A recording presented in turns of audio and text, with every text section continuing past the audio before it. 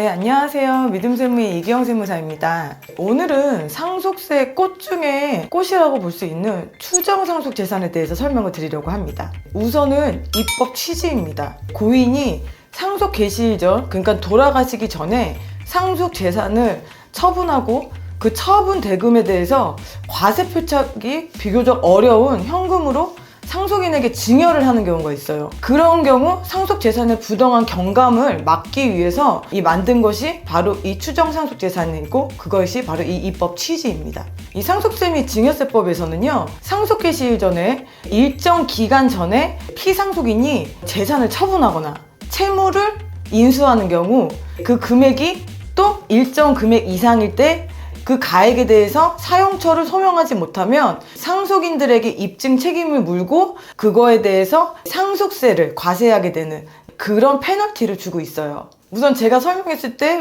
일정 금액, 일정 기간 이랬잖아요. 왜냐하면 이 추정상속재산에서 제일 중요한 게 기간과 금액이거든요. 그래서 하나씩 설명을 드릴게요.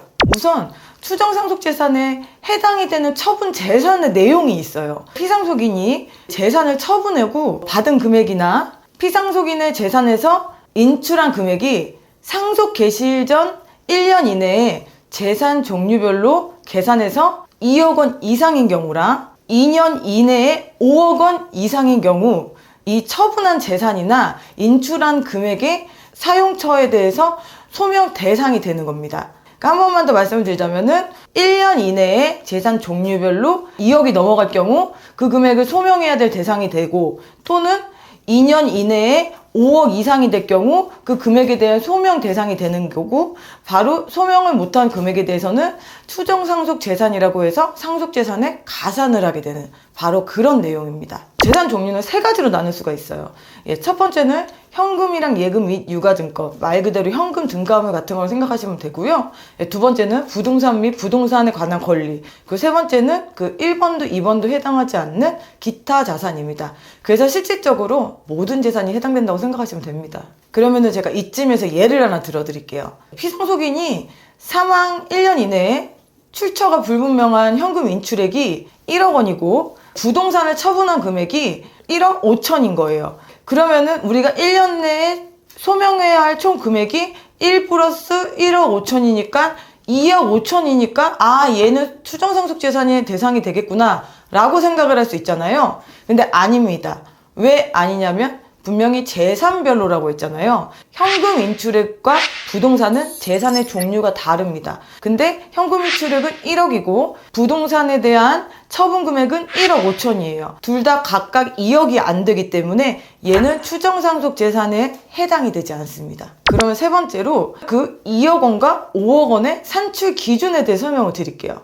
우선 당연히 인출과 관련해서 또는 부동산 처분과 관련해서 이 금액에 대해서 또 예입이 되는 금액이 있을 거예요. 예입이라는 건 뭐냐면 다시 입금된 금액을 말하는 겁니다. 관련된 금액입니다. 관련돼서 입금된 금액은 당연히 차감을 해요. 인출한 금액에서 관련된 입금 금액을 뺀 금액이 2억 원 또는 5억 원이 돼야지만 이 추정상속 재산의 기준 금액이 될 수 있는 겁니다. 포인트는 관련해서예요.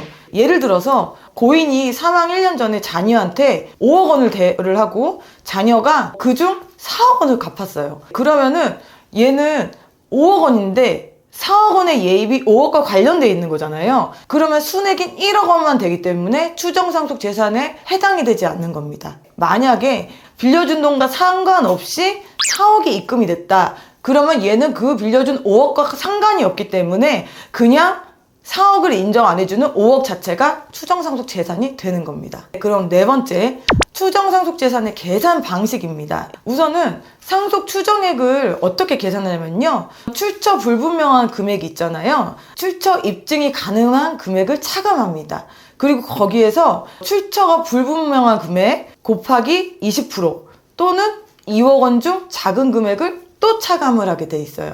보시면 알겠지만 이 추정상속재산이 사실상 일반 상속재산에 가산되는 것보다 좀 유리한 면이 있습니다.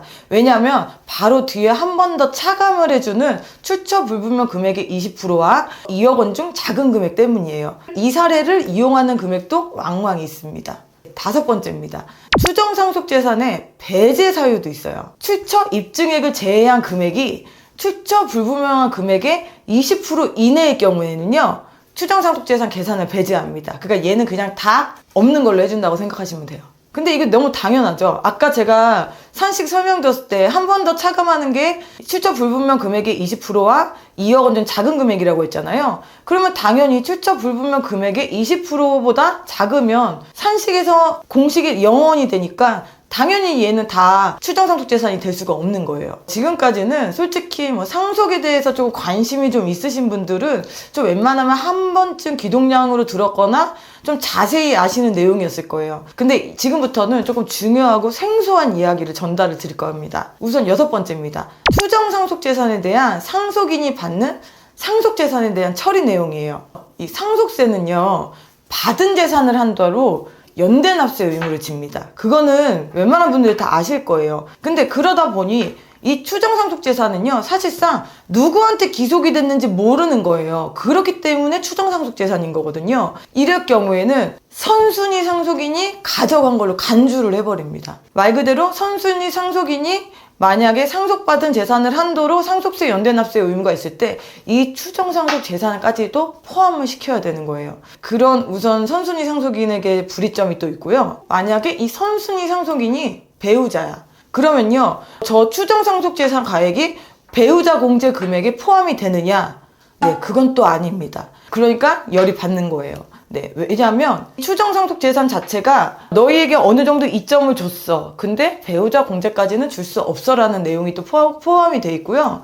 그런데 또 하나, 그래도 너네가 너무 좀 불리하다고 생각을 할 수 있으니까 대신 배우자 공제의 한도 계산을 할 때는 넣어줄게. 이게 무슨 말이냐면요, 배우자 공제 한도 계산을 하는 경우에는요, 배우자 공제 한도 계산은 배우자의 법정 지분을 한도로 하거든요. 그러니까 이 법정 지분에 이 관련된 말 그대로 총상속재산에서 배우자 부분의 지분에 대해서는 넣어주겠다, 이 얘기입니다.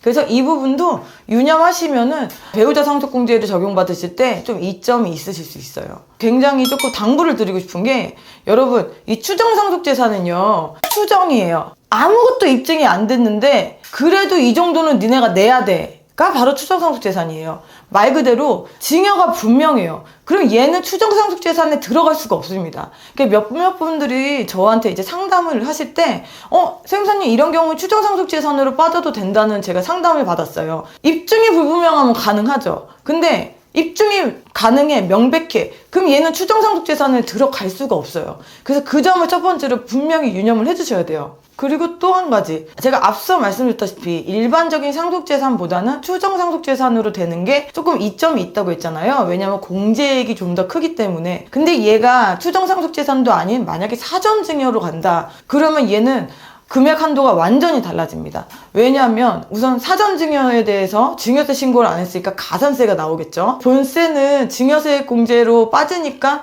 뺀다 치더라도 그런 또 불리한 점이 있고, 그리고 당연히 사전증여니까 저희 차감하는 금액이 있어요, 없어요? 당연히 없습니다. 그렇기 때문에 사전증여로 빠지는 게 제일 위험하고, 그 다음에 일반 상속재산이고, 그리고 추정상속재산이 그나마 나은 거고요. 제일 나은 건 아예 다 입증해서 상속재산이 가산이 안 되는 겁니다. 이 순서를 명확히 기억을 해두셔야 돼요. 지금까지 추정상속재산에 대해서 설명을 드렸습니다. 믿음세무의 이기영 세무사였습니다. 감사합니다.